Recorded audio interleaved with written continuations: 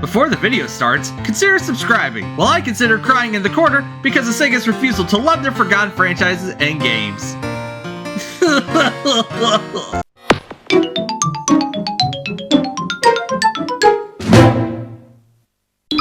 So, my last episode, I decided to talk about obscure characters that need to get into Smash Bros, and right now, I'm thinking of the third-party obscure characters as well.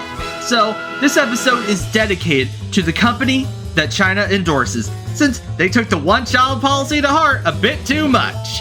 Sega! But to anyone who wants to know why I think we need to have some more obscure characters in Smash, check this video out, since I'm mainly going to be going over why I think all the Sega characters franchises here deserve some more love with the same reasoning. First off, right off the bat before I start, and I should say, yes, I am biased about this, but this does not make my points any less logical despite being biased. Okay, starting off, I think we should mention Vice from Skies of Arcadia because, good God! Vice got screwed so hard, Sega got sponsored by Redo of Healer. Not good enough, eh? Fine. He got screwed so hard he made a Friday Night Hooker look like a shy pure girl. Now, let's do this long story short. Released on a dead console, re-released on a losing console, was considered to be revived on the Xbox 360 and PS3, didn't get revived while others did, sequel put on indefinite hold ever since 2003.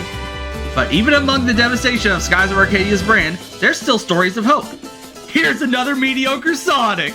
Oh, and with about maybe 6 different moon crystals he can use, Vice would definitely have great potential for a great moveset, and sadly, reading that sentence makes him sound like a dang hippie.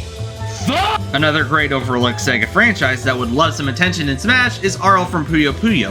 Of course, it might be in bad taste to recommend a 16-year-old to be introduced into the Smash community in a topic about receiving Smash Bros. Loving. Gotta love the Smash Bros. Community, don't you? But considering she's a mage with an animal buddy and has the ever-so-popular Puyo she can use for combat, she will be more than capable to protect herself.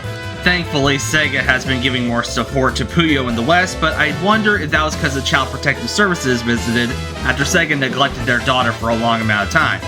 Of course, that didn't stop one of them from going to jail, but get on the effort, guys. By the way, this is what would have happened to Bayonetta had Nintendo not adopted her, and let's see what happened with Bayonetta. I don't know, I was stalling for time. Alright, man. Now I really understand why we get to the last Evo. Man, Smash Bros. Fans are just so pathetic. But one of the leaders is left, and so it makes sense. Speaking of pathetic, did you know that one of the Smash heads got so butthurt by Ratio, they made a zero-tolerance policy because they got clowned on? Wow. It seems that the Smash figureheads do anything without any rhyme or rhythm. Oh, Sega, your neglect towards Rhythm Thief rivals the worst parents, doesn't it? Let's see, one of the best 3DS games on the system, had great music and a great story, was like a Rhythm Professor Layton. Ended on a cliffhanger! Yeah, you know this song? This song right here?